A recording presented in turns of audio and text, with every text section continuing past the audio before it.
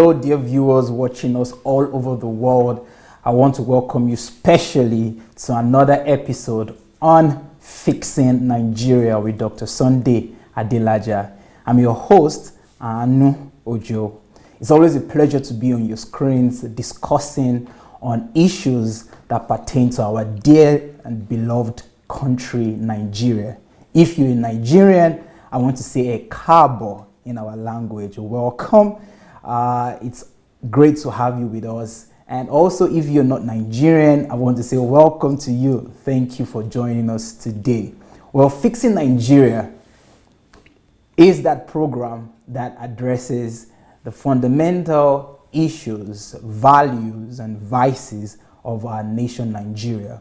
In this program, we're not just talking, we're not just complaining, but we are preferring real and practical solutions to fundamental issues that relates with our Nigerian nation.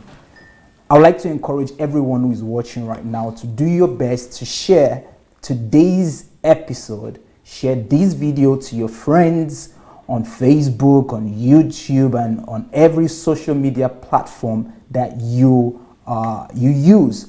And also, it will be great if you can get this book that you can see on the screen, which is titled Excellence, Your Key to Elevation.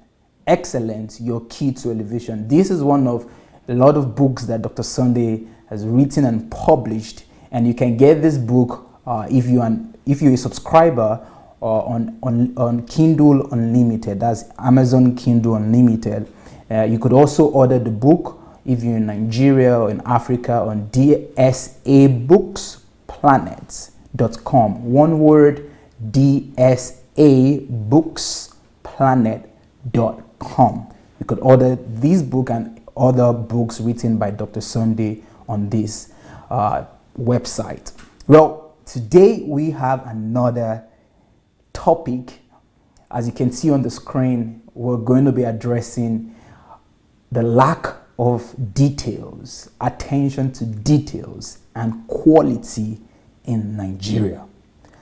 As usual, we always start each episode with a previously on Fixing Nigeria, which is to help people who missed the last episode to get an insight into what we discussed last week. And if you want to watch the full episode, the way to do it is to go to Dr. Sunday's YouTube channel, which is Dr. Sunday Adelaja on YouTube. You search for the playlist titled Fixing Nigeria, and you'd see a drop down of all of our previous episodes on Fixing Nigeria. But right now, I would like you to take your time as we go through the last episode on Fixing Nigeria. Stay tuned.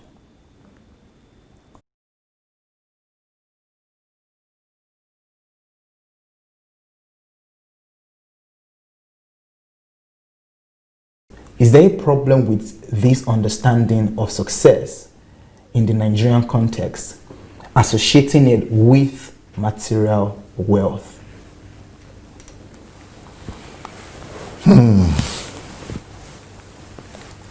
A successful person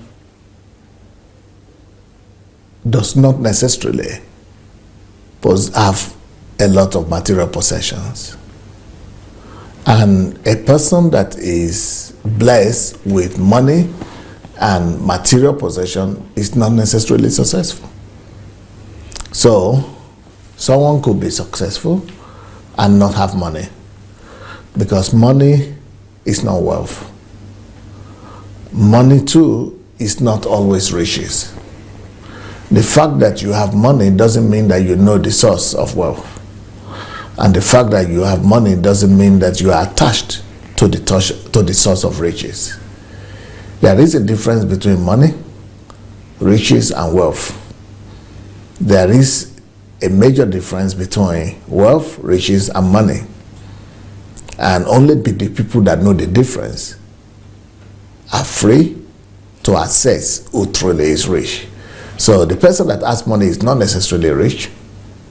And the person that lacks money could be rich. and richer even than the person who has money. Why a wealthy man does not necessarily possess or in possession of money. Whereas at the same time, a wealthy man might be richer than the other man who has money.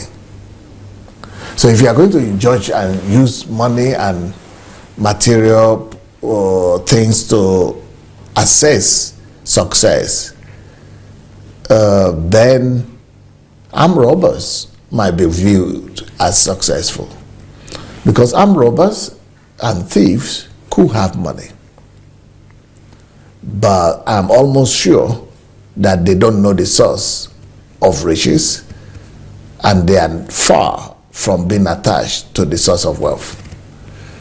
So, but because of this wrong philosophy and understanding in my country, you now have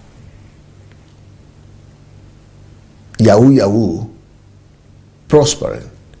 You have Yahoo boys being celebrated. You have fraudsters becoming the hero on Instagram, social media, and in the main streets of our cities, they are being celebrated and worshipped, like you just said here, and they are being referred to as successful people. Well, that is because of attaching success to money, or viewing success or viewing money as a sign of success. But there are people on the other hand who are university professors that might not even have a car. There are people who might be lecturers in high school, university, that don't have a house. There might be people who are truly successful in what they are doing as traders, as petty traders, or as social workers, or as people who are just fulfilling their life calling, and they are successful and fulfilled in those areas. But once you begin to view success as being synonymous to money, then you will look down at such people and think that they are not successful. But the point I'm making is that the other guy that has the money also is not successful if he is not fulfilling his God-given vision and calling. Success, therefore, in my own understanding, or it's a person that is successful will be the person that has been able to discover himself in life and has also been able to attach himself to his God reason, or his reason why God created him. So the person that has been able to understand God's purpose and intention for his life and has been able to walk towards it, gone through the process, and now is fulfilling that calling with a lot of joy and peace of mind. So that kind of person will be the person that I will regard as successful. Nevertheless, we must also say that a lot of successful people might end up having material possessions as well. Money, riches, wealth. But it doesn't always follow. You could be successful as a professional, or as an individual, or even as a family person, or in your profession, but not have money. And the reasons why you don't have money is not because you are not successful, it's because you don't know the loss of money. To have money is a different kind of law from success. But you could be successful in your endeavors or in your field of interest, but not have money. And the reason you don't have the money is not because you are not successful, it's just because you don't know the algorithm of making or building wealth or building riches.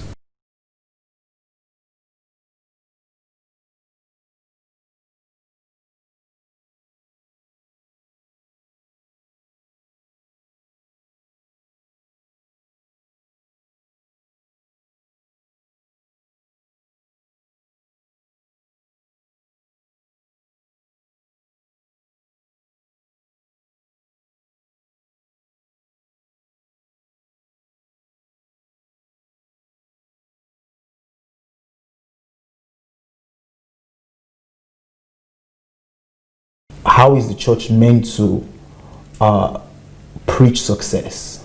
What is the right way the church should propagate success to teach their congregation, and from that pulpit help develop the right values in Nigeria? On one hand, it looks like a very commendable and a very positive tendency if they say that success is tied to eternal value, eternal things like salvation of souls, bringing people to Christ. That's not bad. But also, I seem to see in that as well some cunningness, some deception, and also non-truth. And the non-truth that I see in that psychology and philosophy, that you are successful in life by winning souls, is that the people who are preaching that kind of message are mainly very, very cunning people. They are cunning in the sense that they want to turn those people they are telling those things to into a free workforce for building their own empire. So people will therefore have the impression that they are working for God and they are bringing people to Christ. But really, what they are being told to do and what they are actually doing is they are bringing people to the church. They are not winning souls for God or for the kingdom of God, but they are converting people to become members of the church of the beneficiary. So I think it's a cunning kind of strategy, because if they really wanted the people to win souls to Christ and for Christ, it's enough for them to teach them to just reintroduce people back to God and to help them have personal relationship with God through reconciliation, not through coming to any particular church. Now, if people then want to go to a church, they could choose with their own free will what particular church they will go to. But with the way I'm sensing your question is that they will probably, the person who has spoken to them about Christ will probably be insisting that they come to his church or his church. And that also goes to a long way to confirm what I've just said, that it's a kind of deception, and it's a deceptive strategy of non-truth, when non-truth is preached to people, to use them to manipulate them without them knowing and without them suspecting, and with them thinking naively and ignorantly that they are working for God, whereas in the real sense they are working for the man of God, or for the man that benefits from those activities, because the man wants his church to grow. He wants the offerings to increase. He wants he wants his glory and his fame to expand. And so it's all about the gain and the benefit to the teacher or to the man in charge who is telling that story, than really his genuine interest in salvation of men. If that's not if that were not the case, it wouldn't have descended to a place whereby right now in most Nigerian churches you see people who will go out to do that evangelism, like you said. They go to win souls, but they are winning souls of other churches members. They are winning souls by trying to convince other people who are already saved that they must come to their churches and to their particular church, and that their church is better than the other one. So that's no more winning souls. That's already manipulation, deception, and just carnal activity. So I think that position to say success is defined by how much souls you have brought to the Lord might be, even though it looks laudable and godly and in the first glance, but if you look at it properly, you will see that no, there is some kind of deception and ulterior motive in this thing. What would have been better is for them to teach people to go and teach and preach about Christ reintroducing them or reconciling them to the Lord and teaching them the lifestyle of the kingdom wherever they are, wherever they live in, not necessarily bringing them to a church, but they could tell them to find a church, but not necessarily to their particular church. Then you will see that there are no ulterior motives there. The second thing that I think would have been proper and the best way to preach that message is to actually teach each believer and each member of the church to go to their own sphere of influence and to their own land of calling, so that when they go to their land of calling, they go and fulfill their calling in that field. And when they meet people there, they bring people to Christ there. So it's bringing people to Christ as a result of you fulfilling your own calling. So while you are fulfilling your own calling, in the process, you are actually bringing people to Christ. That is the ideal way to preach the message.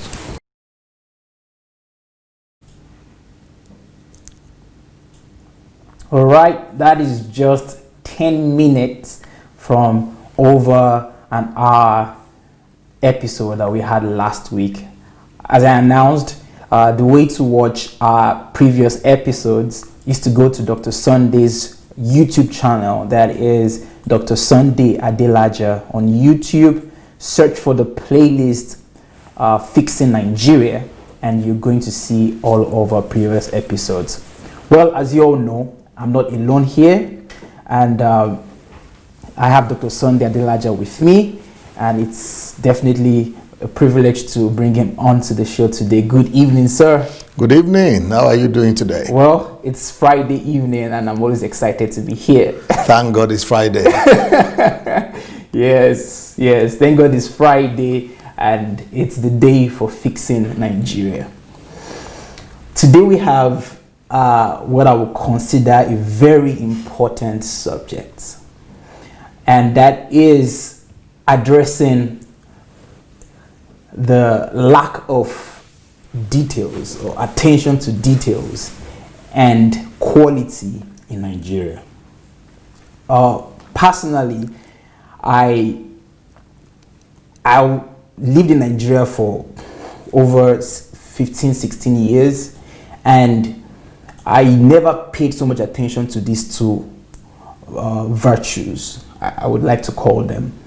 But living in Nigeria and seeing how things are done out of Nigeria,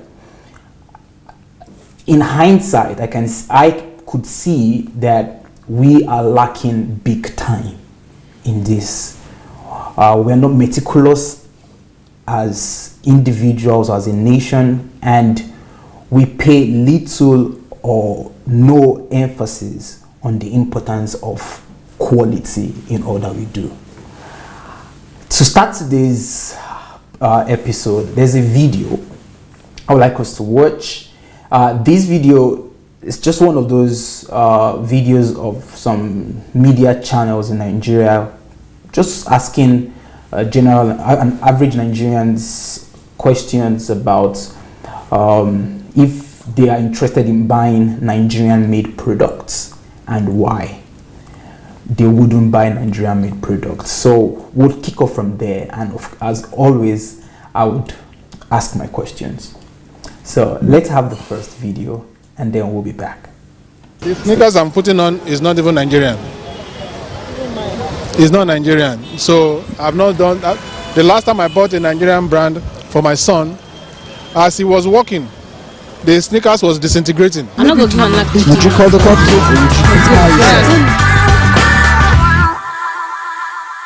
Hello, good afternoon, beautiful people. It is time for Vox Pop Live on Pulse TV. My name is Rachel Isaac. Yes, you can call me Ray Ray. So today we're talking about made in Nigeria brand. So a particular governor has promised to buy cars from a foreign company for some elected officials in his state. And this particular governor has a car manufacturing company in his own state. So this is him ignoring the car manufacturer in the state and supporting a foreign brand. Now this now brings us to the question, are Nigerians really patriotic enough to support Nigerian brands? What do you think of this? Well, I think the Nigerian brands are actually good enough to compete.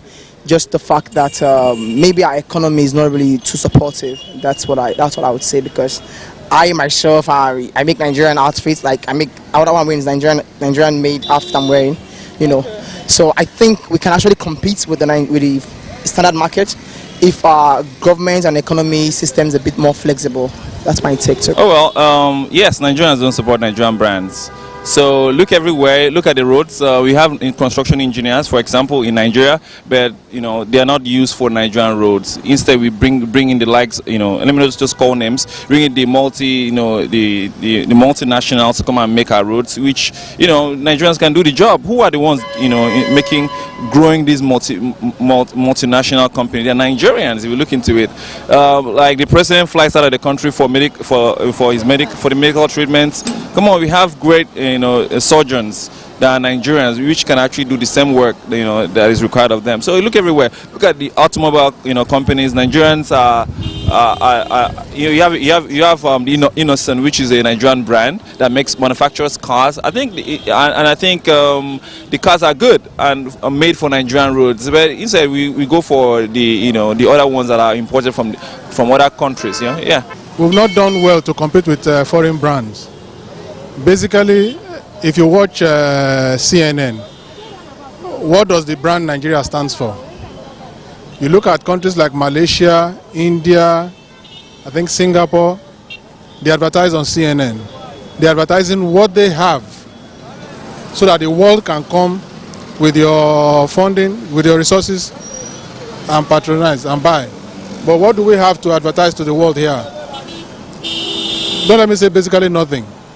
But we are not even advertising the likes of Yankari Games Reserve, that is if it's still existing. We're not advertising the places like Obudukatu Ranch. It's still existing, but I don't know the condition in which it's in now. And then you go to Ikogosi, Olumorok. The last time I went to Olumorok was last year, but I was highly disappointed in what I saw there. The lift, for example, is not functioning. And you could see from the cobwebs at Olumorok that lift had not worked one day, and it's still there. And the former governor then installed Crystal L'Oreal, that's his company. Why not have a maintenance agreement to maintain that place? But nothing has been done. The question is, do we really appreciate what we have? Like we much value things that we import instead of buying the thing that we produce by ourselves. So, and that is contributing to our downfall in our economy. I think it's a mentality. It's a mentality because even some of those things that are made there, people also they are involved there. They are making those things, and even those things that maybe those people come here to open the same company, they don't even still like producing it, patronizing them. So I think it's mentality. So let me ask you this question: what was the last time you bought a Nigerian-made product? Nigerian made products. More like yesterday, I got bread. That's not made in Nigeria. The sneakers I'm putting on is not even Nigerian. It's not Nigerian. So I've not done that. The last time I bought a Nigerian brand for my son, as he was walking, the sneakers was disintegrating. I didn't know. It was a friend that saw it and says, "Bros, what's happening to your son's feet?" I looked at it. As he was taking his steps, he was much younger then, it was disintegrating. So why do I need to buy? I'd rather spend the extra naira and buy. Go on Amazon and you see cheaper items with good quality. Yeah. Really and then when I'm not a perishable brand. Something else. When the last time I got it, shoes. That was last month. I got a pair of slippers and sandals from a Nigerian. Yeah. A while ago, maybe probably months. I can't really remember. Okay. And what did you get? That how they put it now. That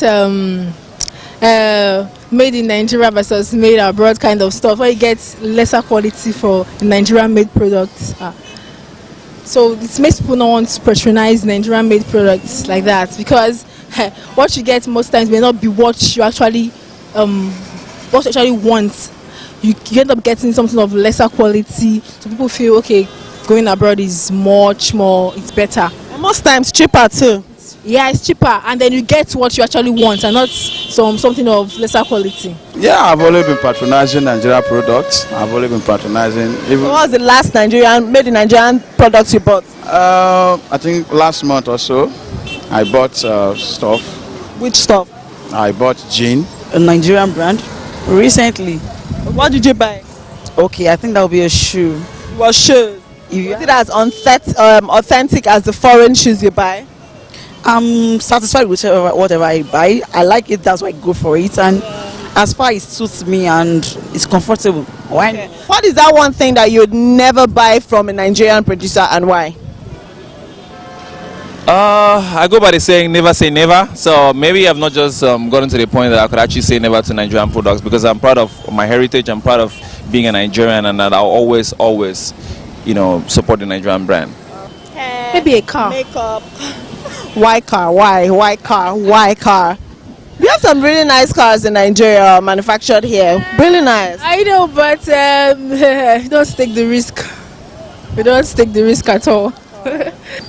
I'm thinking, well, that would be an aeroplane. What? That would be an aeroplane or a private jet. Because I can't mix my life to that. Someone said car. I feel, well, maybe a private jet for me I wouldn't go for that. Want to enjoy life? You come out, carry the money, go buy That kind of level. And I'm waiting out to Nigerian private jet. When you're up there and then they say this is off, what do you do? So guys, it's been an amazing time on the streets of Lagos. We've been talking about Nigerian newscasts. Now this video will be up on social media. What I want you to do is go in the comment section. Well,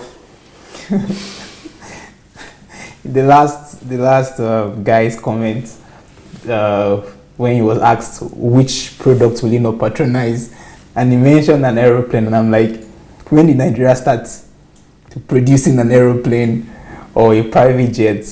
I can't remember. But why did I bring out that video, Dr. Sunday? There are many questions I have to ask you from that video alone before we even get to the topic of today. The interviewers used the word that many Nigerians use, which is patriotism, being patriotic. And some of the individuals she interviewed, they were sounding patriotic. And one even said that the Nigerian products can compete with international products. And this is what you hear most Nigerians say. Now, the question I want to ask you is, when people speak like that, we know the truth. I don't know if they know the truth anyways, but are they trying to just be patriotic and ignore the reality of things, that our products cannot compete on the world stage, or they just want to, or they are totally ignorant of what is available on the world stage? So do you get the question I asked?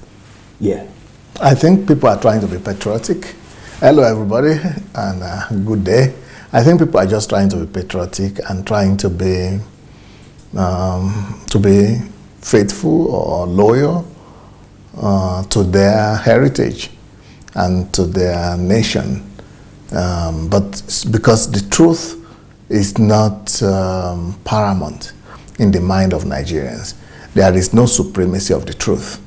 And since truth is conditional and circumstantial, or whatever you call it, circumstantial for most Nigerians, so they choose the circumstances to use and to say the truth, or they say the truths that are objective, the way they see it in their own opinion, or just trying to say what they think is politically correct at the particular time.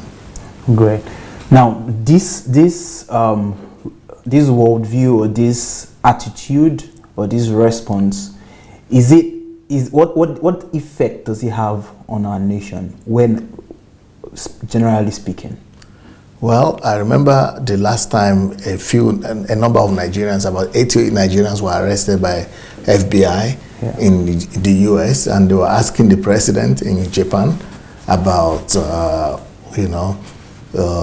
the situation, and he said there are a few bad eggs that are spoiling Nigerian image. So that's the way it is. So because you are saying these are just a few bad eggs, then you are not going to be addressing the totality of the big problem. You are just going to be deceiving yourself. So when you don't face the truth, you live in deception, and because you live in deception, you don't face the fact, and you don't and never address the issue itself. So the issue itself will keep on dragging, it will keep on persisting, and the situation will keep on getting worse. And while you are addressing something else, it's like saying that you have cancer and you deny it. You said, no, me, cancer, I will never have cancer. No, cancer is not my portion. In Jesus' name, I send it back to the sender. No, it's not my portion. But then you are going to take aspirin for headache. Your death will come very quick. Even within the name of Jesus, you're saying? Yeah, it's going to call, that death will be called express. Express death. That is what happens to a nation too. When a nation neglects and denies the truth, the destruction of that nation is express. Wow. Accelerated destruction. And that's the reality of Nigeria right now. Well, another question I would like to ask, coming from this video, there was one man who sounded quite honest and quite objective in his assessment of the product and the kind of services in Nigeria. And that is because I believe he's in Nigeria, and he's also exposed because he was one who was able to make comparative analysis. Like, okay, you go to CNN and you see nations like Singapore, Japan, they are showing forth what they have to offer. And he asked the question, okay, what is Nigeria offering on the world stage? So maybe I should ask you, as a Nigerian, what is Nigerian offering on the world stage? What are we offering? For now, the number one product apart from oil that Nigeria is offering to the world is the entertainment industry. The Nollywood, the musicians, singers, those are the number one thing that they will say Nigeria is known for on the world stage, apart from our oil. So, but even with that entertainment, recently I heard there was a Nigerian nominated for Oscar. For Grammy. Is it for Grammy? Yes. Okay, for Grammy. And then it was defeated by another African from Benin Republic that is very close to us. And Benin Republic lady, she was not trying to westernize herself.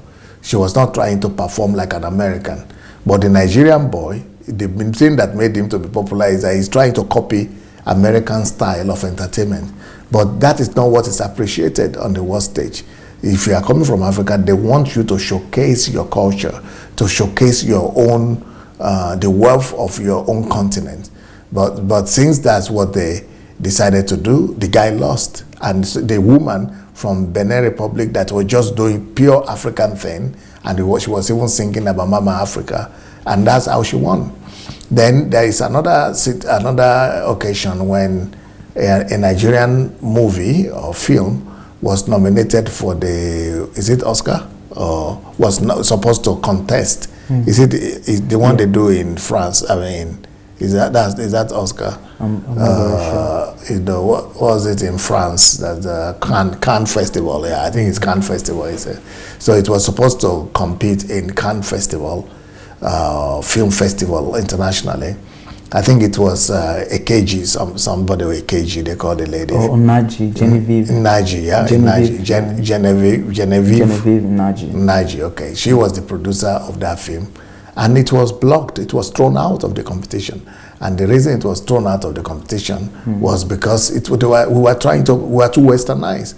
We were trying, the actors were all speaking English and trying to copy Americans or try to copy England, and they said no, you cannot compete with America or England. You are not a Western world, so they just throw it away and say you are speaking too much English. That is the qualification. If you are an African country, bring your own culture, and so this is what is spoiling. We are actually destroying our own culture, thinking that we are, having popularity. But unfortunately, because our children are uninformed, and the crowd that is following and trooping out to welcome and follow others, artists, they don't know better. But once we get to the international world, then we are disqualified because we are jettisoning our own culture for the fame and glitz and fame and glitz of the Hollywood world, American world. But we are not Americans. We are supposed to learn and think of how to project our culture and our tradition on the world stage.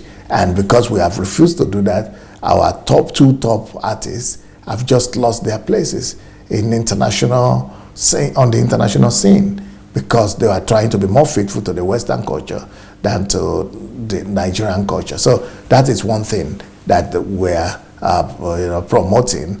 And then the form of entertainment we are promoting is always on the low side. It's like a mass culture kind of culture, entertainment, when we are using and exploring, cheap topics like witchcraft, deception, and all kind of things that we are all kind of topics that are not decent enough. So we are selling and packaging indecency, and then that's what people are, the lower form of humanity, the lower part of humanity, the lower virtues, qualities of humanity are the things that we are parading.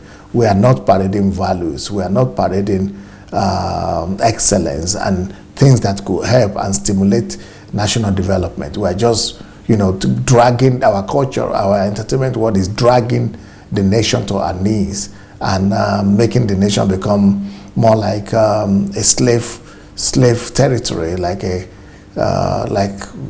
nation of the blind. So that's why their success will be limited when it comes to the real international stage.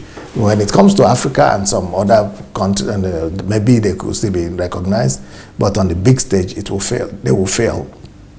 Now, the second export, which is apart from oil and entertainment, the second apart from oil, the entertainment is number one. Number two will be religion. So the Pentecostal Christianity will be another product that Nigeria is exporting. Pentecostal Christianity. Unfortunately, even that one is laden with a lot of corruption and faults. It is basically syncretism. It's not Christianity. It is a mixture of Christianity and African traditional religion, and the values that are being propagated by those churches don't really have anything to do with Christianity. They are just cult groups, slave camps, and brainwashing centers. That is what I would call these Jesus industries that they call Pentecostal churches. Wow. So those are the main exports that Nigeria has right now. So there's nothing connected with innovation, and there is a little bit of product export from Nigeria, but they are on very low scale. We also export a little bit of agricultural products, like cashew, like sego, what they call that, something in the north. Not beans, but sorghum. Sorghum, like cassava now. like rice. No, it's not really rice now. We are just about to, they said in 2 years we'll be able to export rice, a bit of cocoa, so, you know, a bit of agricultural products, but not much. But there are also industrial products like a few of them in the African continent, especially like toys, toys, like shoes, like even tablets, like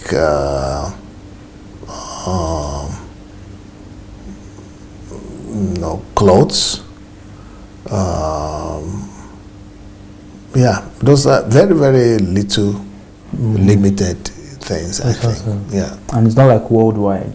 Not worldwide.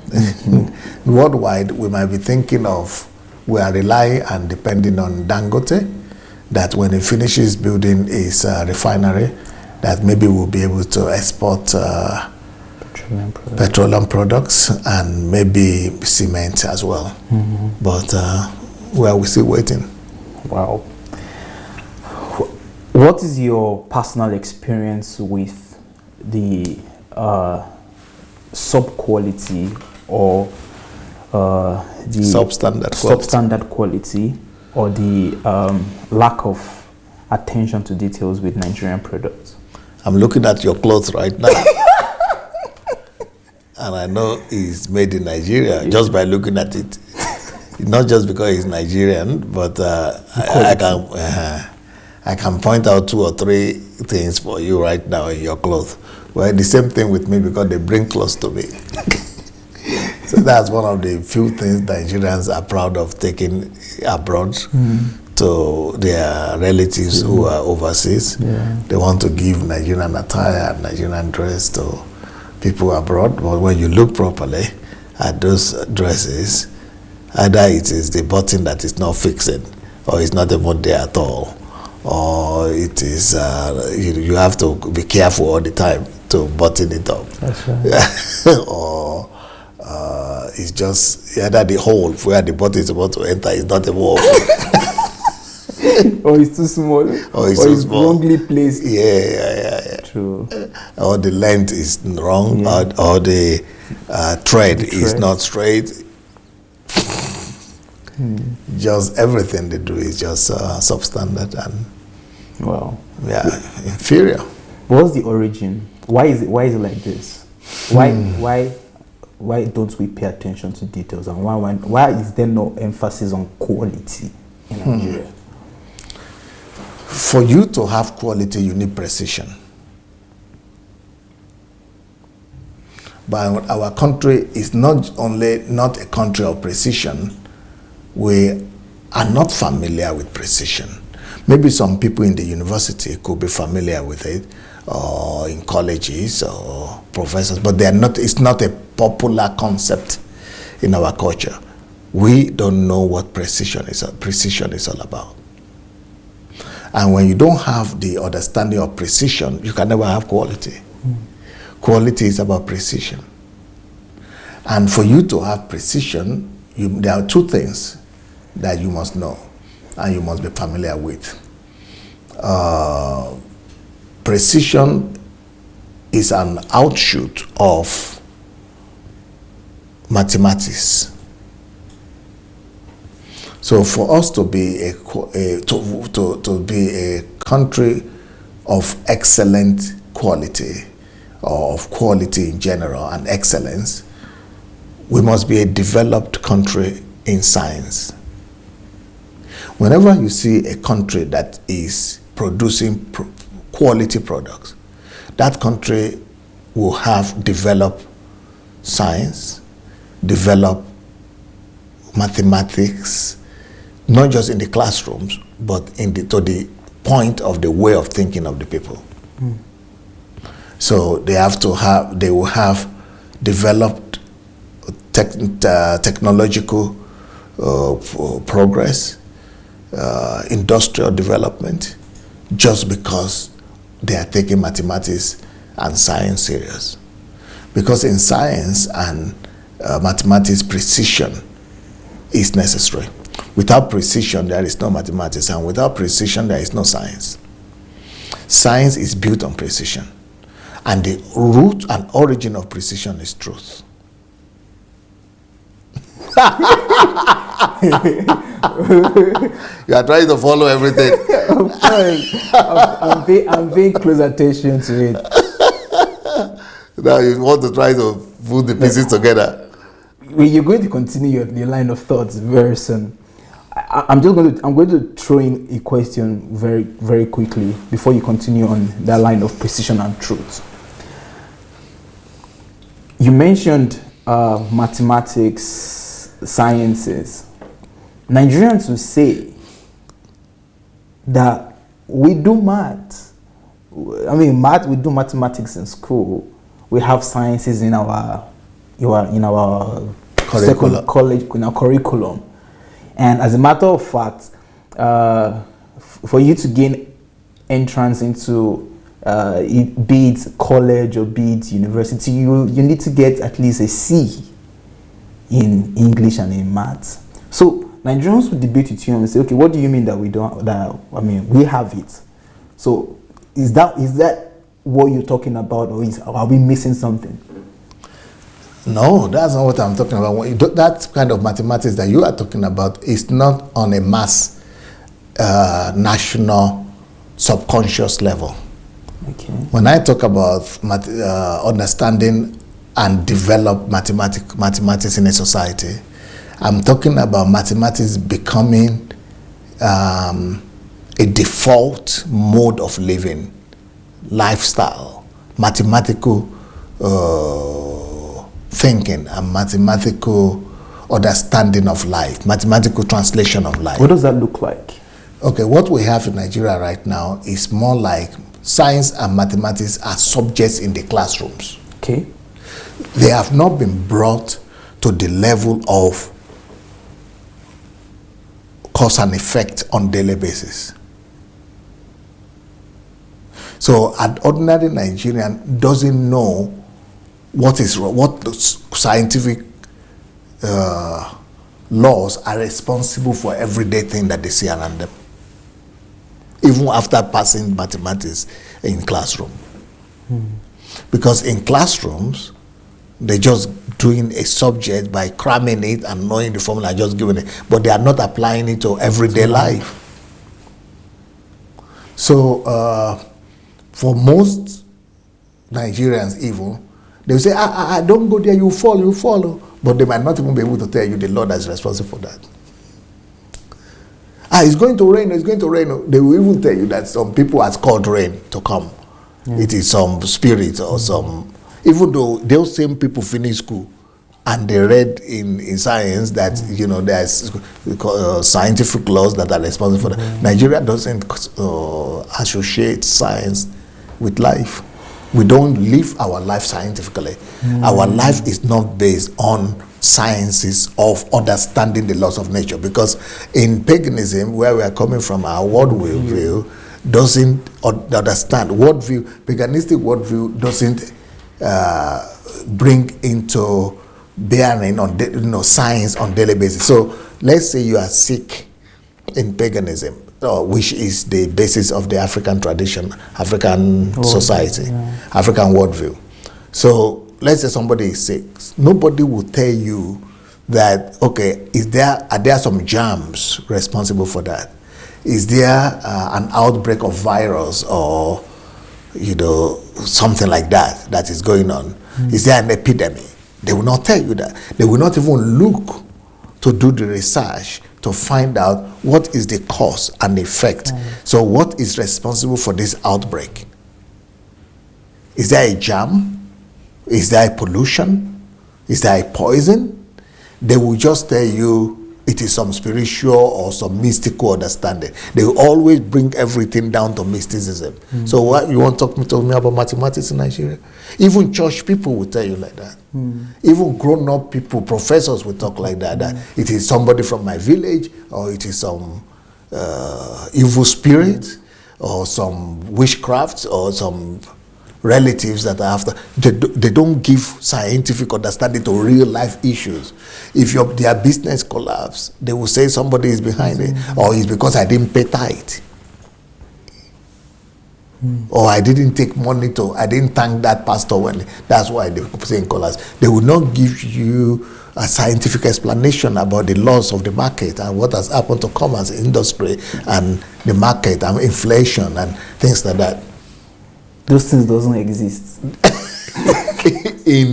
in our worldview that we represent, those things don't exist.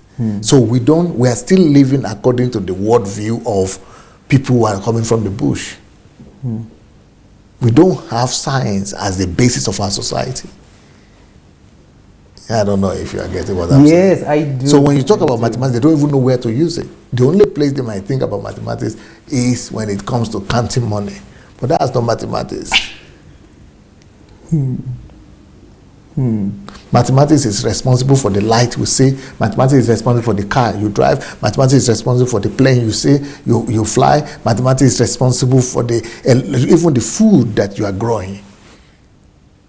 But if a farmer grows some food, they will say, oh, God has given us harvest this year. But you can calculate that harvest and predict it. That's why an average Nigerian would debate with you when you say life is predictable. They cannot fathom it. Like, what do you mean by life is predictable? Because for them, life is a mystery. Life is a mystery. Their life is based on mysticism, darkness, unknown. They believe that something from outside of them controls the world, instead of believing that God has already put the laws and principles and fixed laws on everything, they're responsible for everything that we see around us. It is that when you begin to think like that, that's when you begin to have scientific view of life. And then life becomes explainable because you begin to search and to discover the laws that are responsible for whatever you see. Then you begin to find the cause. And when you find the cause, then you'll be able to reproduce the effect or stop the effect or multiply the effect or reduce the effect. But our people, they will say, go and do sacrifice or go and give offering. Or go and pray in church. Yeah, go and pray. Go to the mountain. Go to the mountain. So if there is flood, for example, our people will say it is the Mami water spirit that has brought that flood. They will not tell you that because the bridge that is built there is not calculated mathematically, because the wall that is there is not mathematically, calculated in relation to the amount of rain that comes and the tone of it and the weight of it and everything, and how it's going to affect the road and the bridge, something that is there. Wow. So mathematics and science, that's the base. So when we don't have that, so when you begin to talk about precision, they don't even know. Even people who study add mass and what is the other calculus, all those things, but they don't know about precision.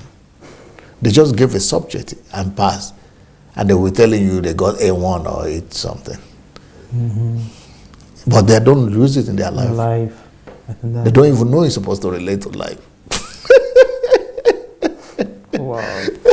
But when we get to a place of developed society, and it will be on the level of subconscious of everybody in the society.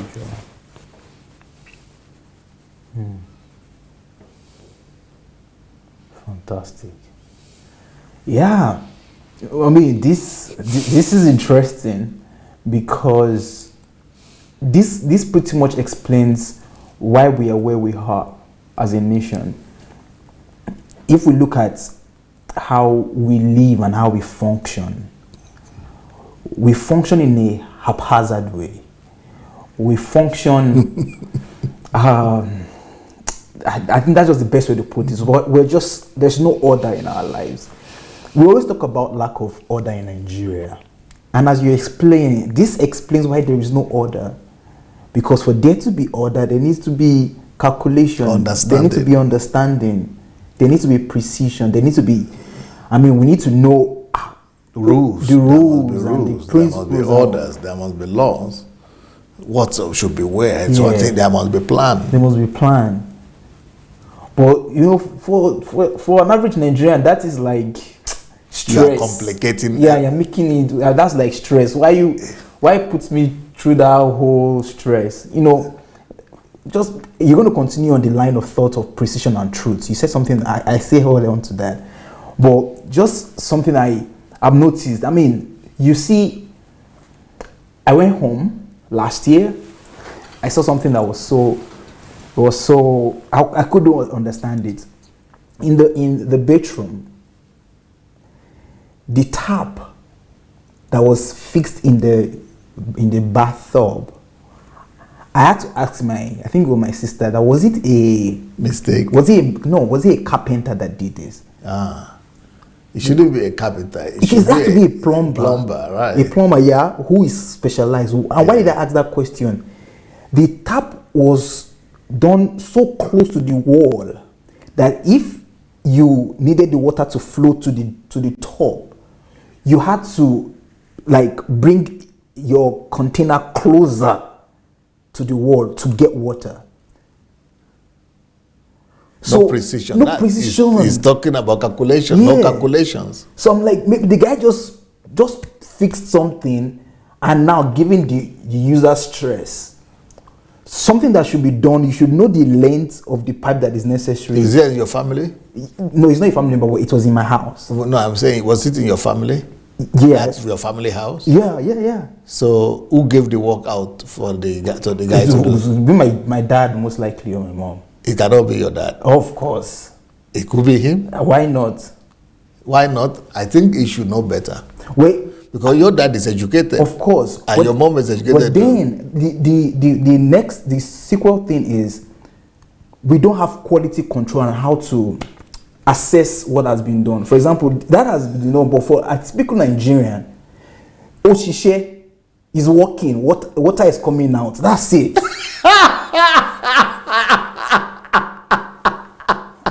No. That's why I say your dad should know better. Well, he should know better because he's educated, but he's also... No, it's not just because he's educated. He's an engineer too. He's an engineer. Yes. So how can it be an engineer and somebody does something without calculations? They don't even notice those things. So is that not a proof to you that science that we say we read? It's not. We don't use and mathematics, and your dad read engineering. Yes. So that is not just secondary school level. No. That is higher education level. And even he, in his own house, doesn't even pay attention. Doesn't even notice. Yes. You see. And here, I don't even need to be an engineer or any science. Anybody doesn't need. When anybody just passes and sees that here in Europe, it's already a problem. You don't even need to go near, because it's already in the subconscious of the whole society. Yeah. How things are supposed to be done. That there must be a certain length between this and this. They will ask, what is the meter? What is your diameter? What are you using? What is the calculation you are using? His idea we use in Nigeria. His idea. That's what guesswork. They call idea. Yeah, just idea. Just use your head. Okay, they ask. Okay, this place to this place. It will be 15. Let's try 15, 13. Then if they get the 15 and it does not fit. And what is precision? Precision has to do with calculation and knowing exactly the... Precision has to do with truth. Laser focus. Precision. Yes. It has to be calculated and dot on. Yes. But that's not... I mean, you go to Nigeria, you call a tile guy to fix your tile. I mean, you see the precision in the tiles in the house here. Yeah. You know that a thinking human being did. I mean, somebody worked on this. But the way they do it in Nigeria... What you are calling thinking human being here now, yes, that is exactly what I'm referring to as mathematics. Because why everything looks harmonious and everything together like a thinking human being is because they have calculations for them. Yes. That is the role of mathematics in daily life. And that's what we lack. And that's why you always talk about we not being educated, or we're not educated at all. If you say you are educated and you are not thinking cause and effect and questioning, you are not educated. That's the truth. You see, that questioning that you talk about. because I mean, two things determine education. Questioning and law of cause and effect. Yes. Because you go to Nigeria. It's not exams or you give. No. It is your reasoning. Yes. Yeah. People don't question things because I had not been home for like 6 years. And I just went there. The first thing I just had to just question that, why is it like this? I mean, it's not just normal. But, and in your own house, nobody is questioning it. No. I mean, they're using it. It's working. That's it. And this is the mentality of an average Nigerian. Give an average Nigerian work to do or an assignment. They don't care about the process. They don't care about paying attention. Where is the book about the process? Process is the new result. We don't pay attention to process. They just want result. We just want result. But process is the result. Is the new result. But we don't pay attention to that. The most important thing is, okay, you want me to do this? Okay, I'll do it. And I call you. It's working. Sure. Sure is Russian. Yeah, sorry. It's working. That's it. It's working. That's it. There is no assurance that it's going to work tomorrow, or it's going to be there for a long period of time. The process was not observed. No. It's just something we call wuru to the answer. We just do anyhow to just get to the answer, and we have it working. So at least it works, and then you confront the person and say, look at what you did. Look at this style. And you will still be begging him. You say, paying your money. Well, you see, but I did it now. Can't you see? It's done. I mean, look. Okay. For example, my dad calls that plumber and says, "Okay, see this tap." You say, "But daddy, see, the water is coming out. I mean, there was no tap there. There was no water, but see, water is coming out. So what's your issue?" But those details and precision as to this, we lack it. I was in Nigeria too, and the funny thing about it is that even the people who are seemingly educated, and you would think they're the best, enlightened, but yet we don't know how to. I think, like you rightly said, I think you've hit the nail on the head already. That because we've not brought science and mathematics beyond the classroom to making it a mode of life and the way we reason by default. That is the reason why everything that we do, there's no quality. There is, I mean, like you said about these clothes, before I came, I was still trying to get some thread just put it together, so I'm not looking all cut up, because I mean there's no there will always be something to fix. It's either the button, like you said, the button that is there is not well put, so you wear it twice and the button is gone, so you have to look for how to put a good button. But I'm like, but this person who put this button, where was it there? Come on, why do you have to make it so weak that I just need to wear it twice and it's done? While I would go to just go to I go to a shop here in Ukraine, or I go to one of these and I get it, and I use the jean trousers for as long as I want to use it, and I never think of changing the button or the zipper. That's another terrible thing. I was in Nigeria. I went to get I went to a shop to buy stuff, and I thought, okay, can I get a nylon? And as I got the nylon, I didn't even leave that place. My God. You paid for it. What is nylon? Nylon is, this, we say packet in Russian. Okay. Is the bag? A pack, yeah. The plastic bag. Plastic bag, yes. Plastic bag, yeah. So, and what I bought was not even something that is so heavy. It's just something that should be able to carry this. Then they return your money. No, they don't. They will. I have to buy a new one. Oh, I have to buy a new one. I just go like that, manage my thing like that. I'm like, so low quality everywhere. But we don't know that this is the root cause. That the root cause is because of our worldview, actually. Our worldview, the paganistic worldview that we have, that doesn't make us question things and to think along the line of cause and effect, or to value laws and principles. But then, Dr. Sunday, moving forward, you took it a step further by bringing the element of truth into your discussion when you're talking about precision. I would like you to continue your line of thought on that. Yeah, because science itself is handicapped without truth. And mathematics is non-existence outside of the truth. Yeah. What does that mean? Truth upholds mathematics. And truth upholds science. Is the pillar and the foundation of science and mathematics, truth. And truth in general is supposed to be the pillar and foundation of the society at large as well. Mm-hmm. But in our society, there is no understanding of truth. We know the word, but it's like just one of the concepts out there, but it's not like it is part and parcel of our life on a daily basis. And it's not even recognized as the most important element upon which a human life and society is supposed to be built. Mm. So, for example, why I say truth is the basis for mathematics is because mathematics itself was coined out of truth. Truth is the ability to be consistently adherent to order and standards.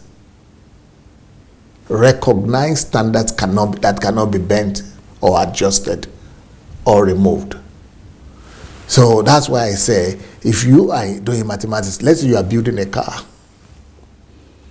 and the bolt that you use to fix this place is 2 times 2, and that's one leg of the tire. Mm-hmm.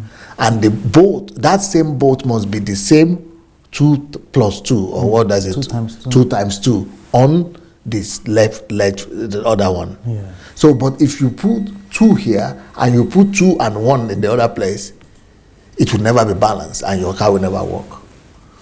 Therefore, mathematics demands a total and absolute devotion to truth. You cannot shift goalpost. You cannot deviate from truth. So that is the basis of science. Everything has to be based on the way it is. That is the basis of research. So research is always ongoing to confirm and affirm that yes, what we are saying, it is, we are faithful to it, and we are persistent and consistent and with it. So all the hypotheses are built on the basis that where is the truth here? We want to get to the end of the truth. So 2 plus 2 must always be 2, or before. 1 plus 1 must always be 2 in science and in mathematics. Yeah. That is precision. Mm. So it is that precision that makes cars to work. It is that precision when you're building a house, you must be able to calculate that this something, the foundation we are doing is not 5 inches deep, it's 5 meters deep. But if you don't calculate and nobody knows the difference, just as deep and a house that is 4 stories like this must be 5 meters deep. But if you don't calculate and you just say, their own is standing now, my own will stand, and you go and put your own 5 inches. My God. You don't even need to wait for earthquake. Rain is enough. or wind. Or wind. Wow. Because you are not faithful to the law of mathematics, which is truth. So if that their own house is standing because it is 5 meters deep, you must be faithful to that standard of truth. That's right. That's right. 1 plus 1 must remain 2. Truth. That is truth. So there is nobody, even in the Western world, people say they are atheists and they don't believe in God. They do. Because their whole society, their whole life is affirming the truth which God created on daily basis, and they cannot change it. Their whole society, their own life, every day is affirming the truth. Because the truth is built into us. The truth is built into the nature. So you cannot deceive nature. Let's say I'm saying, nobody is saying me, I will just be eating ice cream morning, afternoon, and evening. Nobody says now. Nobody will know. Eating burger in your room. Yeah, eating burger from morning till night. For 5 every day. I cannot deceive the truth. I cannot deceive the truth. Yeah. I will be defeated. And the way you'll be defeated is that thing will kill you. You cannot break the law of truth. That's right. You have decided to live in deception with yourself. That deception will kill and expose you. Truth is built into life. Truth is built into science. Into nature. Yeah. Truth is built into atmosphere. Truth is built into living, into air, into oxygen. If you say, okay, there is oxygen here, but you say, nobody will know oxygen or no oxygen. Let me go and mix it with some air that is not oxygen. You will feel it immediately. Right. You cannot lie to nature. Truth is in nature. Truth is in the air. Truth is in what you see. Truth is in your eyes. Truth is built into you and into society. But our people don't reason that way. That's why our society doesn't function. So when politicians decide, therefore, to outsmart everybody else, and say nobody knows now, I will just steal my own. It's just my own cake. I just eat my own cake, national cake. And everybody is eating their national cake, and they say it's not affecting them. Now, they are all crying. Everybody is crying in the country because the country has collapsed. It doesn't matter what position you hold, and it doesn't matter how much you are stealing every day. The country itself becomes unbearable to you because the truth that you have killed is now murdering you. Wow. So science functions and works because of truth.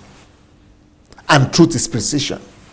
So they took precision out of truth, they took science out of truth and used it to build society. That's what we are here to do. Wow. let me speak to our viewers quickly. Wow. This is like I have a book on truth. Can you show us the truth book? The supremacy and preeminence of truth. This is like, nobody is buying that book. because you don't understand this. We don't understand. We don't understand the essence of truth. Why preeminence? It's just a good English use of words. Are you serious? The preeminence and supremacy of truth. What is that? People just neglect that book there. It's there on Amazon waiting on its own. Yeah. Nobody cares. No. He's not talking about money. So we don't understand it. But they don't know that there is nothing more important than that topic. The topic of truth. Wow. That's why the second book on truth, lies, and truth, non-truth, and lies is also important for our people. I'm going to write 10 books about truth. Because I see that people don't. You don't even see book about truth. Talk less of people talk about truth. No. And the religious people, the most they will say about truth is that I am the way, the truth, and the life. Yeah. Jesus is the truth. You shall know the truth. You shall know the truth, and the truth shall set you free. They don't even know how to apply what is truth in real life, how to use it, what is it. Yeah. Wow. Well, Interesting. This is like That is why you will tell somebody that it is cancer you have. Or doctor will come and tell you it's cancer you have. He said no, it is over my dead body, or what is it say? Over my dead body. To my enemy, something. Yes, my enemies. Back to my enemy, or what? Back to the sender. It is my enemy's wish. It is the enemy that is saying that I don't have cancer. You are wrong, doctor. You are wrong. We could wait now. Wow. The truth will unveil everything in its own time. So he said, no, it is not cancer. It is my step wife or step mother. No, step my opponent. You know, my step wife. Yeah. Yeah, my step wife that is doing it with me. It's you who don't know. Okay. Truth will prevail. How long have you been living with the thing? 2 months. Let's wait 2 years and see. Truth will prevail. That's why truth can never be denied, destroyed, or damaged. It can never be killed or buried. It can never be silenced. Wow. And there's nothing we can do against the truth. Only for the truth. For the truth. That's why it is the foundation of everything. Wow. You have to line yourself up with the truth. That's what Europeans have understood in science. Everything has to line up with truth. 1 + 1 must be 2. Wow. 2 + 2 must be 4. Everything must line up. That's why there is nothing we can do against. Only for everybody must submit to truth. When you build your society on that, then everything functions. There's no personal opinion. No personal opinion. There is no. That's why the reason why societies in the West have laws is because of truth. Laws are an attempt to legislate truth and to enforce it. And to enforce truth and make truth popularly embraced and submitted to. So that's what, because they believe in the supremacy of the truth, that's why they also establish the supremacy of the law. That's right. So because truth is above everybody, the law must be above everybody, because the law is the truth. Is the manifestation of truth. But in our own place, law is not the truth, is not the absolute. There is no absolutism in the law, and there is no supremacy of the law. There is no equality before the law. But there must be supremacy of the law. That is the supremacy of truth. But people bend the truth and put it according, they pocket the truth. No, but the truth you have to bow down and be subdued by the truth. And live under the authority of truth. This is like nation building 101, apart from nation building, like life 101. Like what you're talking about is relevant in virtually every sphere. Educational sphere needs to understand this. The family needs to understand this. Politics needs to understand this. I mean, everybody needs to understand. Science needs to understand this. Every area of life needs to understand this. Because as you were speaking, okay, before I share my own thoughts, let me speak to our viewers, because I want to give them an invitation to call. So, dear viewers, if you're watching us and you're with us, today is not just a program or episode, it's like schooling for me, at least personally. I don't know if it is for you, but if you like to join the conversation, to contribute, the way to do that is to go to Facebook Messenger, search for Move Agents. So Move Agents, that is one word, Move Agents on Facebook Messenger, and write to us that you would like to contribute to today's discussion, and when the time comes, we're going to give you a call. All right, so the way to do it is to go to Facebook Messenger, search for Move Agents, and write to us that you would like to contribute to this discussion. As you were speaking about why we must adhere to the truth, I know, and I've seen this happen in Nigeria, where someone draws out a plan, because in Nigeria, I think you're required to draw out a plan for your house, you know, the architectural plan of your house. Okay, what do you want to do?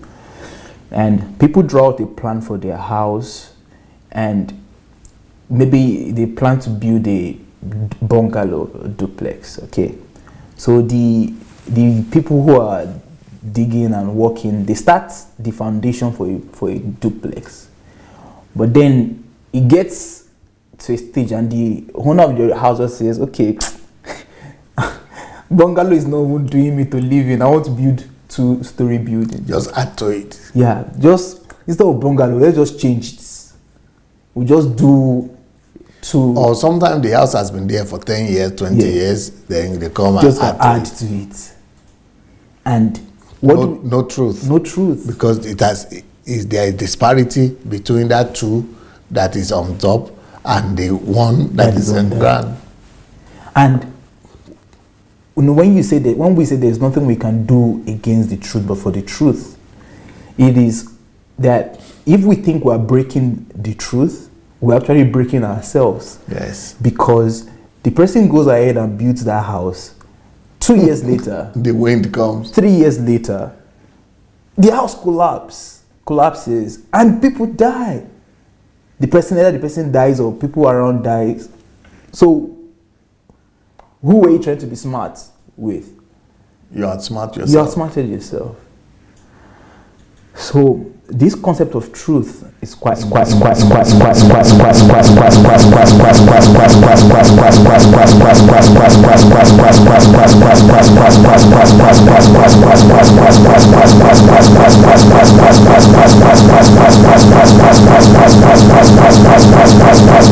truth, precision, mathematics, science is the reason. Effect. Yeah, is the reason why we don't have attention. Yeah, we don't have attention to details and quality. And this is a function of our worldview, our mindset, the way we think, the way we live, and we just do it by default. So actually, we are functioning by the opposite. Opposite law, where anything goes. That's why there is death everywhere. You know, death on the road, death in sleep, death by medicine, death in hospital, death everywhere, destruction everywhere, because people try to live opposite of truth. It's self-destruction. Wow. When it comes to details, though, you know, details and quality maintenance, there are other requirements and standards that must be explained. Maybe if we have a few minutes, yeah, please go ahead. I will be able to mention how to maintain, how to come to build a culture of attention to details and excellence in quality. Well, I think we can hold on with every call for now. Let's. I think they already. No, there's no call now. Yeah. Okay. So let's. I think anybody. You still announce the call. So anyone who wants to call, the way to do that is to go to Facebook Messenger.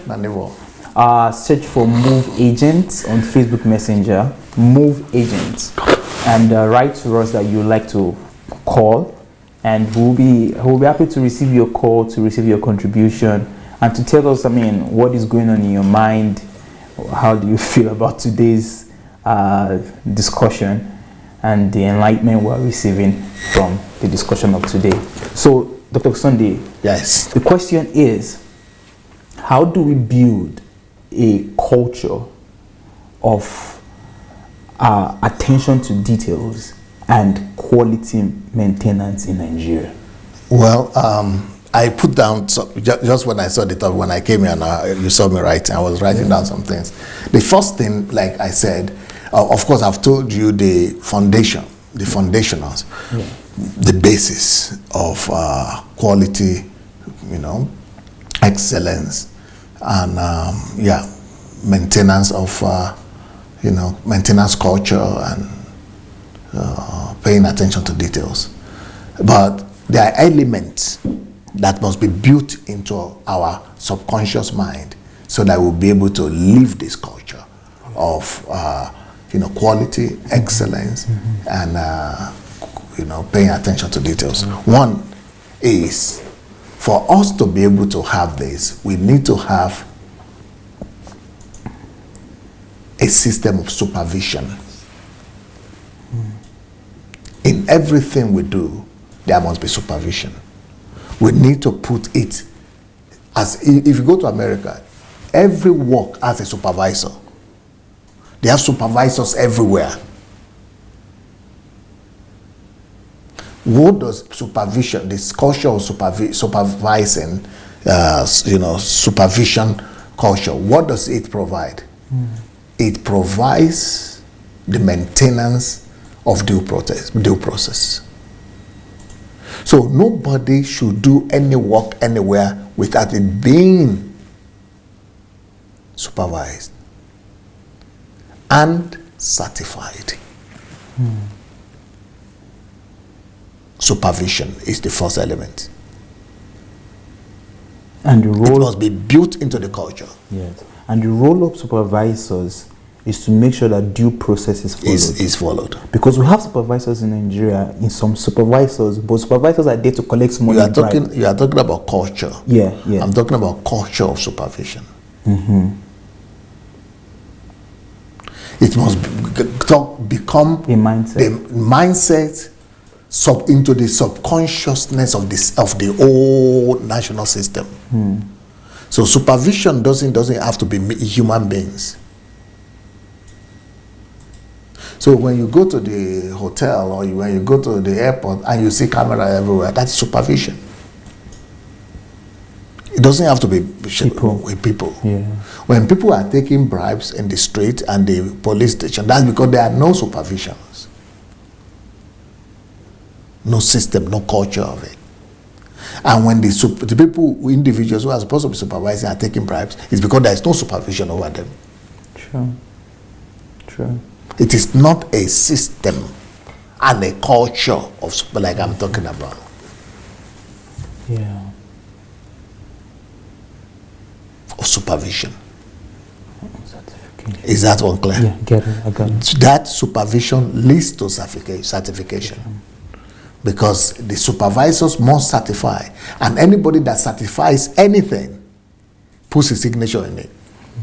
It's like a death sentence. Because by the time the oversight, the people who are supposed to supervise you come and see your signature, and the person you have certified that he did the thing, they didn't do it well, you are in the soup. So you and the people will have to go to jail. Death sentence. But that demands a culture of truth. So because supervision is the affirmation of truth. It's for affirmation of truth.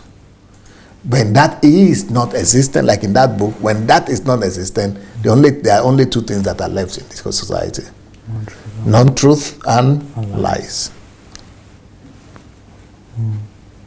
The next thing that must be inculcated into the mindset and the subconsciousness of Nigerians is control.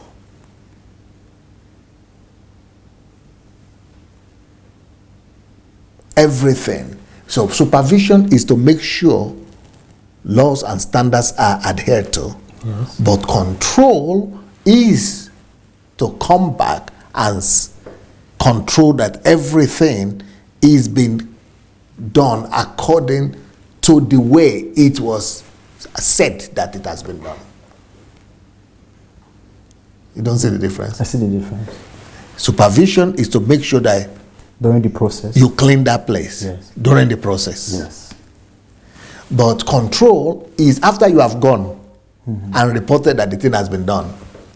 Then you come back. Then somebody else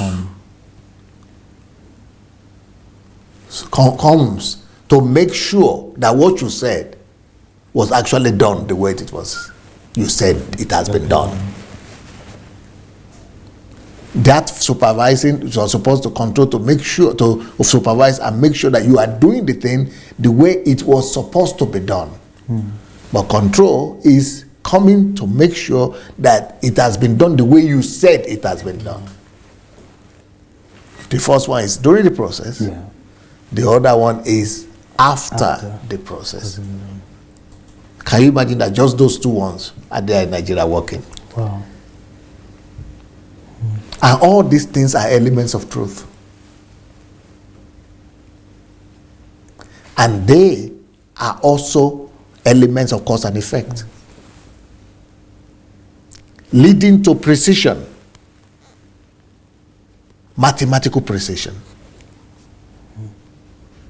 I'm sure you are following. Yeah, you are seeing everything. Of course, I'm seeing the motion. You are seeing the motion. Then, the next thing that we need to build into our culture, if we are to maintain quality, excellence, and attention to details, is maintenance culture. So after everything has been supervised, controlled, and we see that everything is there, then you have to still put a system of maintenance that in the next 1 year or 2 years or 10 years, this thing will stay. It must still function on at the way, at the rate it was certified. Right. The quality does not drop. It doesn't drop. It does not go to the left. No, or to it the doesn't. right. Right. Maintenance. It's consistent. Yes.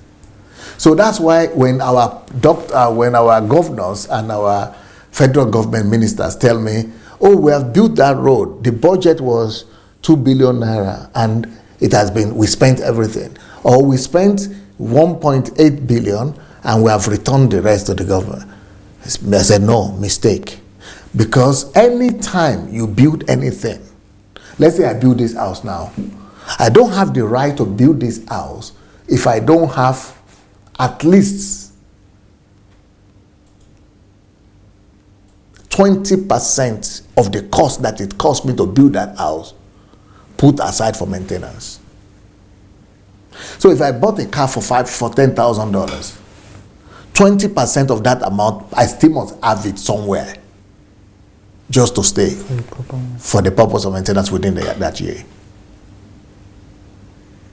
But we don't budget for maintenance. Have you ever had Nigeria say, okay, we budget, maintenance is this?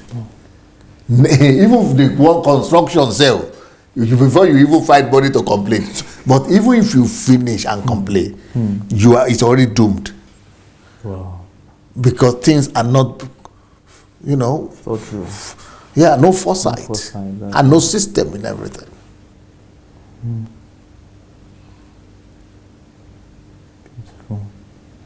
So with the culture of maintenance now coming on top of supervision, control, and maintenance, that's why you build and how you build a developed country that is maintained and everything is shining everywhere all the time. This should apply to businesses too, to every system, every culture. I think you took the right decision by saying the cost will wait. Yeah. I would have missed that on this. They will have missed out on this important. This is like giving us the icing on the cake.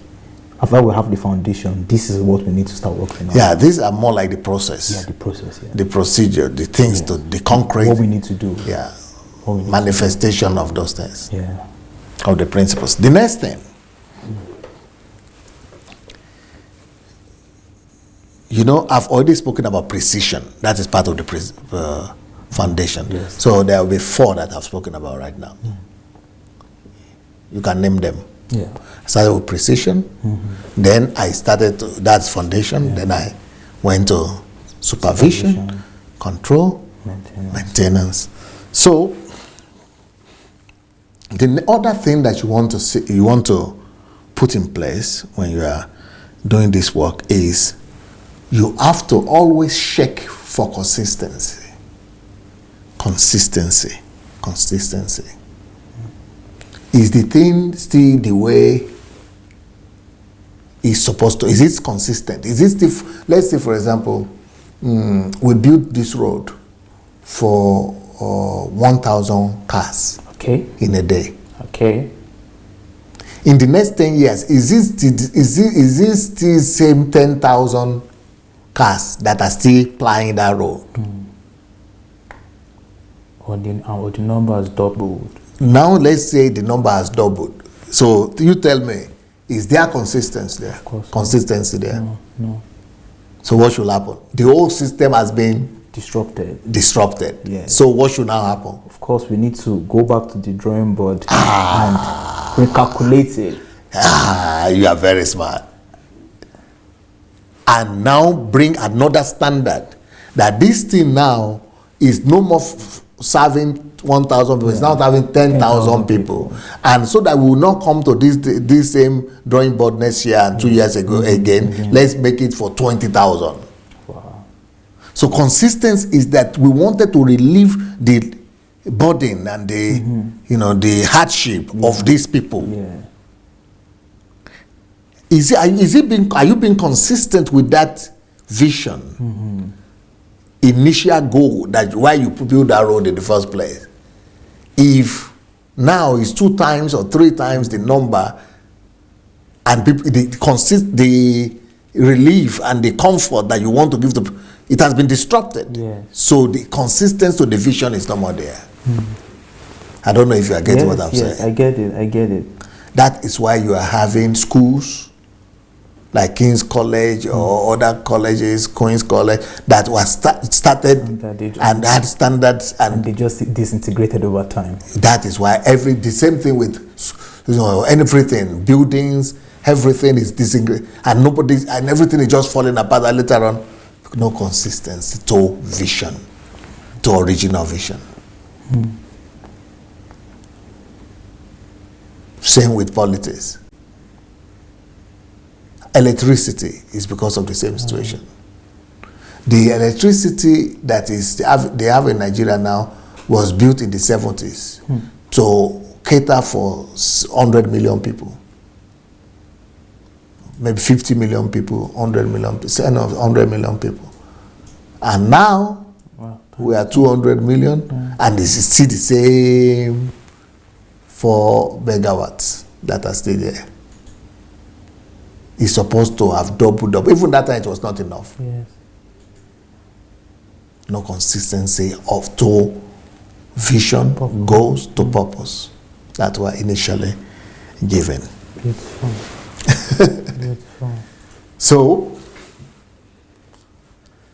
the next thing you have to keep on checking for, if you want to bring the culture of attention to details, excellence, quality, you have to teach people to always give accurate reports, accurate feedbacks, accuracy in feedbacks, daily feedbacks. You have to check for the accuracy. Is what you are saying. You said you have how many students in that school? How much salary are they receiving? And once that accuracy is lacking or is no more accurate, everything will go. That's again, there is no consistency to the truth. Yes. Then you know the cause and effect that will follow. So that's another thing that must be put in place. Wow. For standards to be maintained. You wanted to say something? I said this is exciting for me. It's like the way it is for me, like I'm jumping inside, because this is like a template to build anything you want to build in this life. Yep. This is like a template to build a world-class anything. Yep. Whether it's business, school, whatever, products, just anything. That is the process to now maintain. Yeah. Wow. For free, without going to business school. Or going to even after business school, I'm not sure you will get or going to Harvard. Yeah. Wow. This is the kind of video you want to go back into solitude with and devour and break down.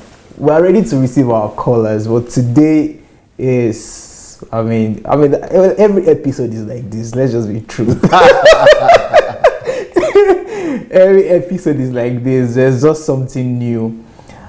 Someone spoke to me recently, and the person was saying, "And what are you doing here with Dr. Sunday? I don't perceive you as a journalist." I say, "I'm not here as a journalist. I'm here to learn." I'm not going to be attacking with questions. I want you to bring out certain knowledge that we don't have. Right? We have a caller already. Okay, hello, caller. Yes. Good evening over there. This is Abby, and I hope everyone is doing well. Thank you for this subject. I specialize in this subject that you're talking about, and that's why I'm calling. But before I do that, DSA, an author like you that has produced so many books, it's possible for us not to know all your books. And so can I recommend that if you can just be doing book reviews on your videos for us to go through and know which books, just like you just mentioned on the book on the truth. It's possible for us to see it and not take note of it, but your book reviews will give us a brief insight about what the book is talking about and will encourage us to want to buy it. Yes, if you go to YouTube and write Sunday Adelaja book reviews, you will see that I've reviewed my books. I think I have over 100 reviews with different people, and me myself, I've done reviews of my books. I've done about 100 books personally. Good. I wanted to put out there because not everybody knew that. So thank you for responding back to that. Now, that said, let me move on to, I just want what you said about precision and stuff like that. America once upon a time went through the same thing. I remember listening, this was many years ago. Bishop T.D. Jakes had given a testimony. This was while he was preaching, and he testified. During his early years of being a pastor, he started off as a part-time pastor, and he was working as he was working in the construction industry. And in fact, he shared this testimony and said how they were building houses back in those days was the same thing Dr. Ali just mentioned now, whereby when you go back to those houses and enter the houses, the floors are lopsided. In other words, one floor is higher than the other. And so they had an issue with precision, which is what you're talking about. So he was saying that this was how they were taught to build houses back then. This was way back in West Virginia. But things have changed since then. They've improved, they've progressed. And after studying the economy of America, they do have systems that they put in place to change things. And they're still using, that system is still ongoing right now. So one of the mediums they use is the academic institutions. So whenever they see what people are producing, let's say, for example, graduates that graduate and they find jobs, what are they producing? And it needs to be changed, or their mindset needs to be changed. They make the academic institutions change their curriculum so that it can meet society needs. And a very good example is in the case of this issue. Whenever they have a problem, they will have the academic institutions change their curriculum so it can reflect what they want to see. Now, when you talk about doing precision, putting maintenance in place, those things are quality assurance, accuracy in reporting and stuff like that. Yes, it's very important that even in your proposal, you have to present how are you going to evaluate. When you give me a proposal to review or to approve, I want to see what measures did you put in place to make sure this is going to be maintained. That's one of the reasons why way back when the Catholics and all those people were going to Nigeria to help with foreign aid, and let's say, for example, you have a NGO that goes there and they build a hospital in a small rural town. They build the hospital and then equip it and then they leave. The government now comes back, the local government now comes back to complain and say, listen, you built this hospital. Did you tell us that we have to maintain this? In other words, don't just, a lot of foreign companies go into Nigeria, they build all this, they implement all these projects, but they don't put a plan of maintenance.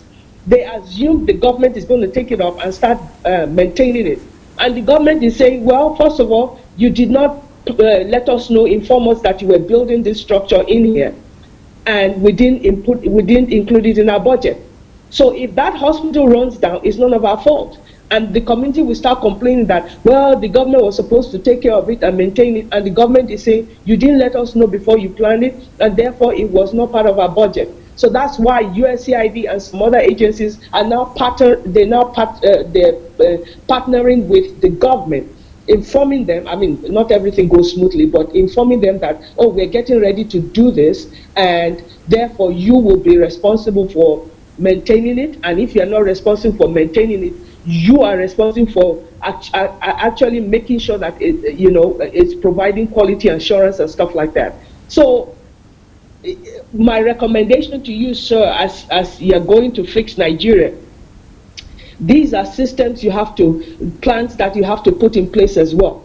Everything has to be included. If you're going to build hospital, make sure, just like you mentioned, that a maintenance plan is included, quality assurance. There is always somebody that is always doing this, continuously going. For example, one of the recent findings is those drivers that drive public transport, many of them have eye problems, and many of them have not been screened, examined. Their eyes have not been screened. We only did a pilot program, and we found out that a lot of reasons why they're having those accidents is because they're having eye problems. Yeah, some of it is the road issues as well, but they're having eye problems, and they need to be examined. So before anybody authorizes them or gives them license or permits them to be driving public transportation, they need to have their eyes examined and some other stuff. So these are stuff we have to put in place in order to make sure that things progress. Thank you, sir. Beautiful, beautiful, beautifully said. Thank you for your contribution. Wow, my brain is just processing right now. Very great conversation today. This book is one of my favorites too. The book is titled Process is the New Result. Process is the New Result. If you want to get this book, the way to do it is to you can be a subscriber on Amazon Kindle Unlimited, and you have the book anytime you want it, and other books of Dr. Sunday too. And if you're in Nigeria, you want to order the book, you can order on dsabooksplanet.com. One word, dsabooksplanet.com. So that's the book, Process is the New Result. Another book, if you can see, is The Preeminence and Supremacy of Truth. So the supremacy and preeminence of truth. You want to get this book. We have another caller. Good evening, caller. Good evening. Hello, DSA. Hello, Dr. Ali. Yes, good evening, my sister. Happy New Year. Nice to see your face again. Thank you. Can we know who is calling and from where, please? It's Vicky from Belgium. Oh, Vicky. I almost couldn't recognize your voice anymore. Thank you for calling. I didn't know that the program is still going on. So today I just get alert. So I was so excited too. I was so happy. Awesome. Yeah. Yeah, DSA. There's a lot of work to do in Nigeria, you know. Like the lady that called just now, I understand what she said, but the fact that even the ones that are in Europe that came to this place, they don't even like that perfection, you know. That's precise. You took it so far, even DSA. I will just show you some little example. Doing nails, those nails you see, I do it. Everything is being calculated. How many gel, how many centimeter, millimeter, everything have calculation. Make it a perfect, beautiful, elegant nails. Wow. Okay. The hair, those white people where you see they have nice haircut. Everything in school they teach you 90 degree, 30 degree, 120 degree, how you have to hold everything. They don't just cut it. When people see me cut it, they see like, oh, she's just cut it. But everything is being calculated. Wow. Because by the time you leave here, it will fall in place and make that elegant shape, as they say, you know, that's detailed. Yeah. To life. All things. Yeah. See, but we don't like that details. Everything has to go fast because even when I'm telling people, even here, they say, do you need it? The fact is that we like fast thing. Fast. That is just the biggest problem of all. We are not being taught right from school to have that patience and take that time to calculate, to minus and plus and effect it into our life. That is the big problem. Because even the ones here too, you can say, okay, in Nigeria, we are not being taught. They are at least the ones that are in Europe, they are seeing the way things work here. They still don't learn from it. A lot still don't learn from it. Because that mentality of fast, just let me just do it fast, make my money fast, don't think patient, okay. Hello? For waiting now. You understand? Because that is why they don't want detail. They just want to do it like, okay, I just got it, make it. And that's why the business does not last, does not go for a long time. Because when you are not putting perfection in what you are doing and learning every day to it, one day it will collapse. And that is the same thing that's happening in Nigeria. A lot of things. When you bring somebody to your house to come and do it, and just say, they will not calculate how many this thing we make, how many, what is the cost? You know, like it costs a family. Cause we call and say, I want to do business. So, okay, you want to do business, no problem. I love that. I love to invest in somebody that I like to teach somebody how to fetch, catch the fish instead of giving the person little by little to eat. Okay, just give me your business plan.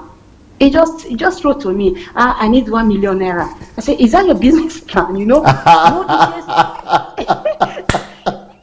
yeah, it's okay. You have to tell me. I now call by say, is this your business plan? Yes, now I need 1 million. I will do this. I will rent shop. I said, no, I need you to break it into pieces.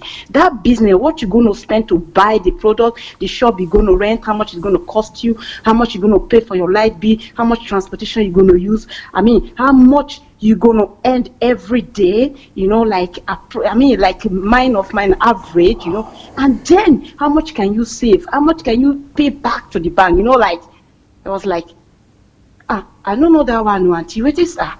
I don't know.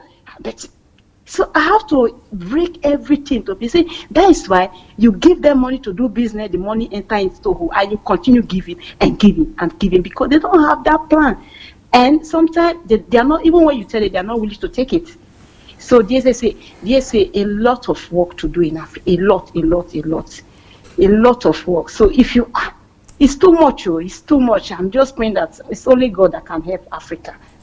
Only God, in a way that to let them see the truth when somebody is telling them the truth. Because some of them, they do know it, but they don't want to accept it. You understand?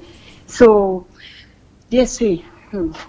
You are always hitting the nail at the point of the place all the time. So what can I say again? You hit it again, and that is what you're saying is the rightful thing. We need mathematics in everything we do. Without that, we cannot progress. We cannot move forward. We are stuck, and that is it. Whether we like it or not, we are just stuck. Thank you, DSA. God bless you. It's so nice to hear your voice again. Thank you, sir. Awesome. Thank you. Bye. Yeah, great contribution.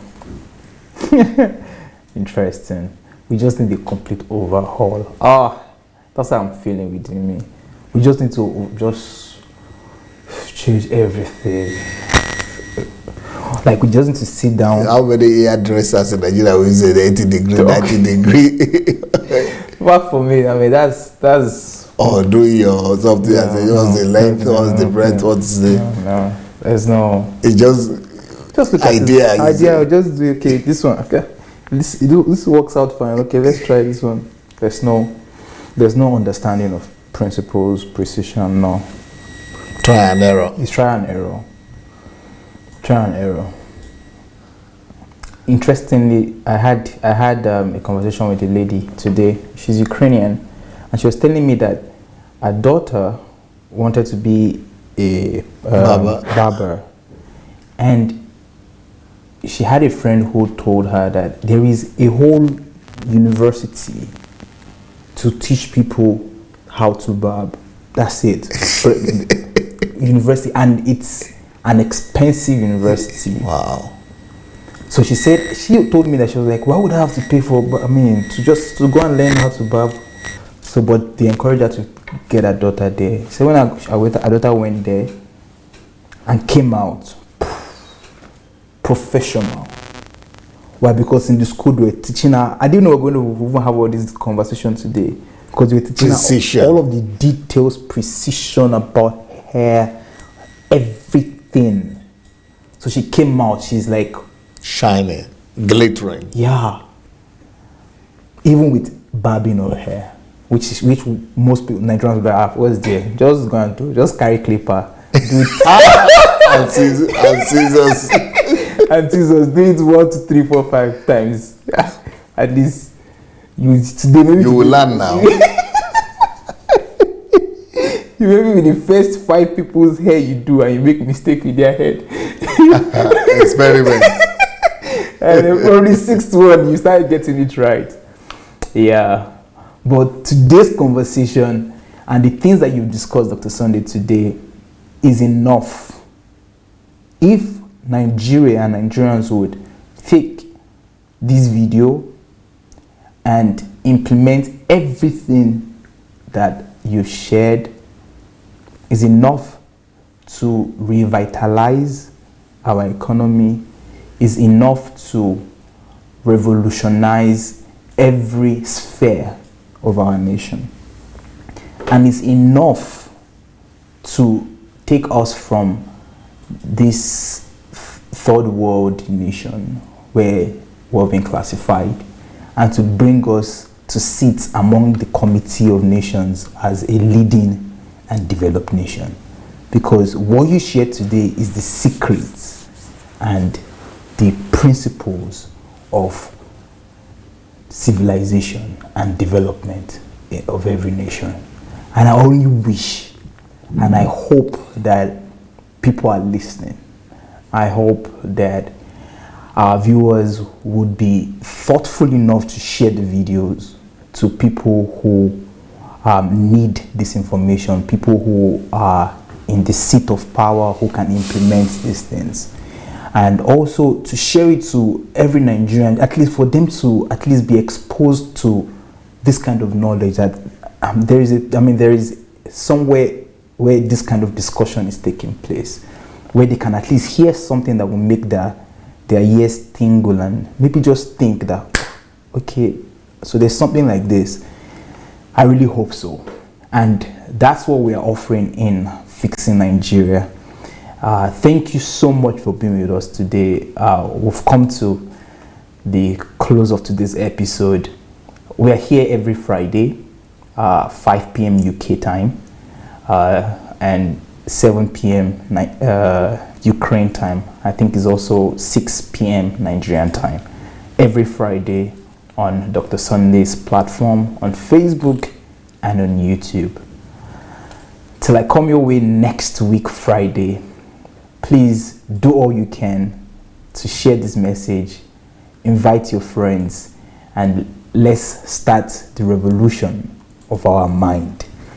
I think that's what we need to move Nigeria forward. My name is Anu Ojo, and it's a pleasure being with you today. Dr. Sunday will have his final words. Well, when Dr. Anu told me about the topic, and I saw it, I don't even know what you wanted to ask, and I don't even know what to discuss, because I'm just coming here like Jesus, it was said of Jesus, like a lamb being led to slaughter. Yeah. So I just come here with, just wait. I saw you when you were scribbling things down after we started. Yeah, I was just getting the ideas and trying to answer that question to myself. And I hope people got something from it. So thank you so much for being with us. And share the message with your friends and with everybody. But I think we need to cut all these things into little. Not just the regular one, but we need to begin to release them to the masses on Facebook and everywhere else, maybe on WhatsApp, and let the message begin to get to Nigeria. Sure. Thank you so much. Peace.